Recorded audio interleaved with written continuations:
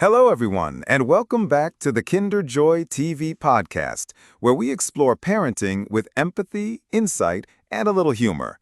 I'm your host, Adam, and today we're diving into one of the most important and sometimes overlooked topics in parenting: raising emotionally intelligent kids, teaching children to name and manage their feelings. If you've ever struggled to calm your child's tantrum or heard your 6-year-old say, "I'm just mad," but couldn't explain why, then today's episode is for you. Joining me again is the incredibly wise and compassionate Mrs. Smith, a child psychologist, educator, and mom. Welcome back, Mrs. Smith. Thank you, Adam. Always a pleasure to be here, and I absolutely love this topic. Emotional intelligence is the foundation for everything: friendships, school success, resilience, you name it. Absolutely. And it's one of those skills that kids aren't born with. They learn it through us, right? Yes, exactly. Emotional intelligence, or EQ, is taught, modeled, and reinforced. And the earlier we start, the stronger that foundation becomes. Part 1. What is emotional intelligence? Adam, let's kick off with a working definition. What is emotional intelligence in the context of kids? Great question. Emotional intelligence has a few core components, even for little ones: recognizing emotions, knowing what they're feeling; naming emotions, putting a word to that feeling; understanding where it comes from, connecting it to an event or situation; managing emotions, calming themselves or expressing them in a safe way; recognizing emotions in others, empathy. Even toddlers can begin to identify and regulate, in very simple terms, how they're feeling. So, when my 3-year-old says, "I'm sad after her toy breaks," that's an early form of emotional intelligence. Exactly, that's the foundation. And when we respond with empathy, "I see you're sad. It's hard when something breaks," we reinforce that it's okay to feel and safe to talk about it. Part 2. Why emotional intelligence matters. Adam, why do you think emotional intelligence is so critical, especially in today's world? It's everything, Adam. Studies show that children with higher emotional intelligence have better friendships, handle conflict more peacefully, perform better academically, experience lower anxiety, and stronger self-esteem. We often focus so much on grades and performance, but EQ predicts long-term success just as much, if not more, than IQ. That's powerful. And honestly, as a parent, I care more about my child being kind and resilient than being a top student. Yes, when kids know how to understand and express their emotions, they're better equipped for life's challenges. That's true success. Part 3. Helping kids name emotions. Adam, let's get practical. What are some ways parents can help kids actually name what they're feeling? Great. This is where it all starts. Most young children only know a few words: happy, sad, mad, but we want to expand their emotional vocabulary. Try labeling their emotions in real time.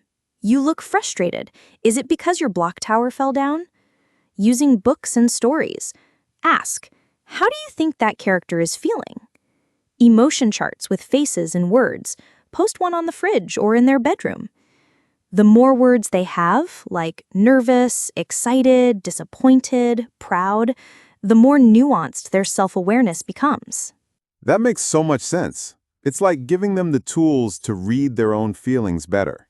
Exactly. And once they can name it, they can tame it. Part 4. Validating emotions. Adam, let's talk about validation. A lot of us grew up hearing, "You're fine," or "Don't cry." But I'm guessing that's not the best way to build emotional intelligence?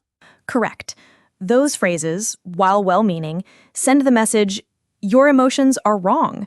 Instead, we want to validate feelings even when we don't agree with the behavior.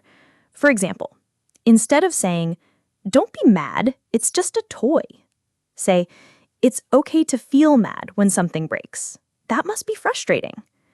Validation doesn't mean approval. It means, "I see you. Your feelings make sense."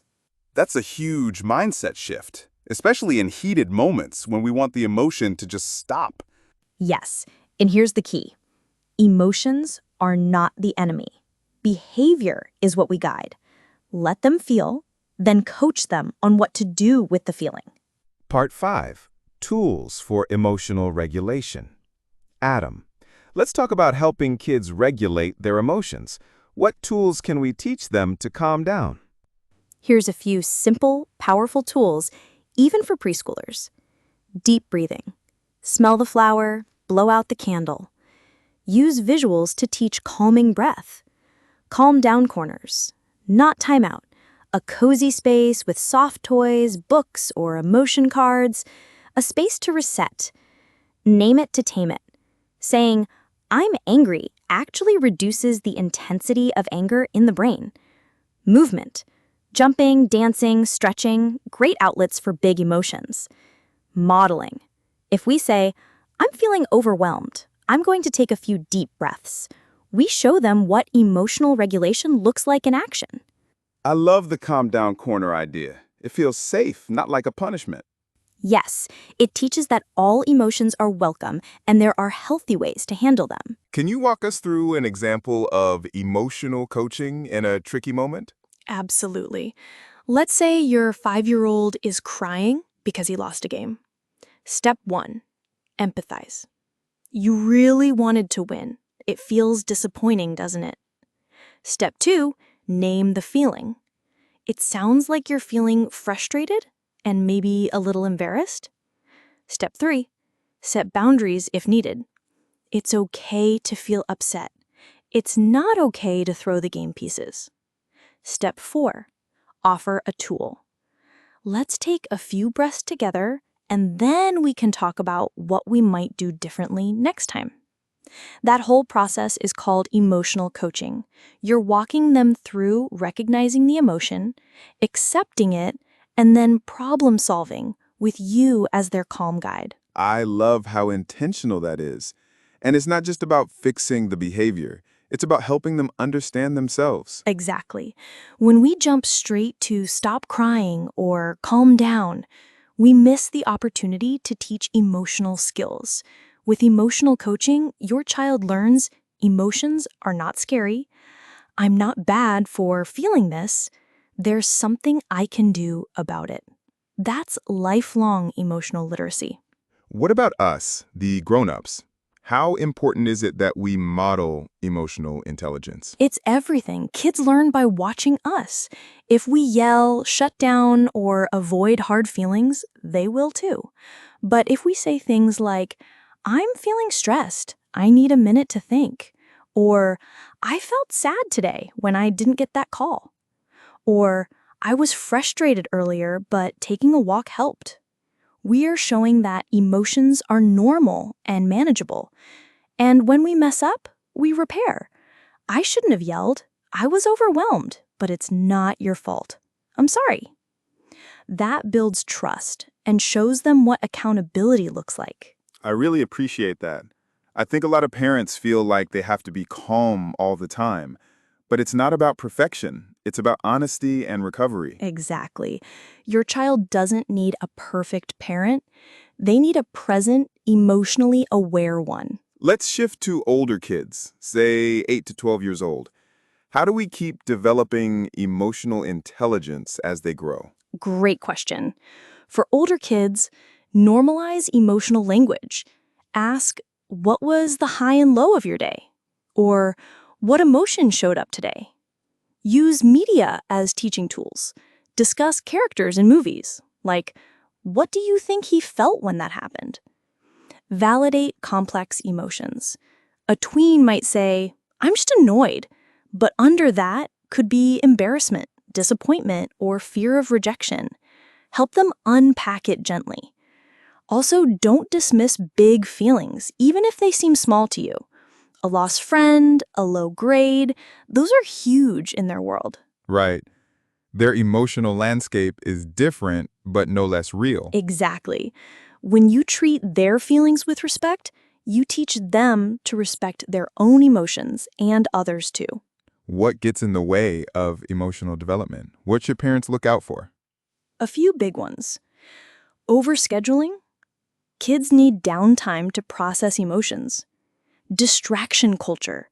Constant screens reduce self-reflection time. Emotion shaming, telling boys not to cry or girls to calm down when they're angry. Parental stress. When we're constantly overwhelmed, it's hard to be emotionally present. That's why taking care of ourselves is part of raising emotionally intelligent kids. That's such a good reminder. The more regulated we are, the more we can help them regulate. Yes, we are their emotional thermostat. Quick tip of the week. Let's wrap up with our quick tip of the week. What's one practical thing parents can try today? Try using a feelings check-in at dinner or bedtime. Ask, what made you feel proud today? Was there a moment you felt frustrated? Did something make you smile today? It builds self-awareness and creates connection, even in just a few minutes a day.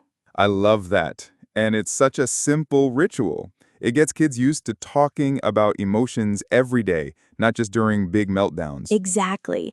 Emotional conversations shouldn't just happen in crisis mode. Make them a normal part of life. Mrs. Smith, this has been so incredibly rich. Emotional intelligence often feels like an abstract idea, but you've made it practical, clear, and really doable. Any final encouragement for our listeners? Yes.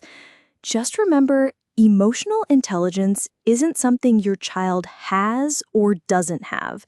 It's something you build together, little by little, every day. Each time you pause, connect, and validate, you're helping your child grow not just into a happier person, but into a stronger, more compassionate one. And every time you model that emotional strength, even imperfectly, you're giving them the best gift you can. Beautifully said. Thank you so much, Mrs. Smith. We're so grateful to have you with us again. And thank you to all our listeners for being here, for showing up for your kids and yourselves. If you enjoyed this episode, please share it with another parent, subscribe to the KinderJoy Podcast, and leave us a review. Your feedback helps more families grow emotionally stronger together. Until next time, take a breath, stay connected, and remember, it's okay to feel. It's powerful to name it, and it's beautiful to grow through it. Thanks for listening.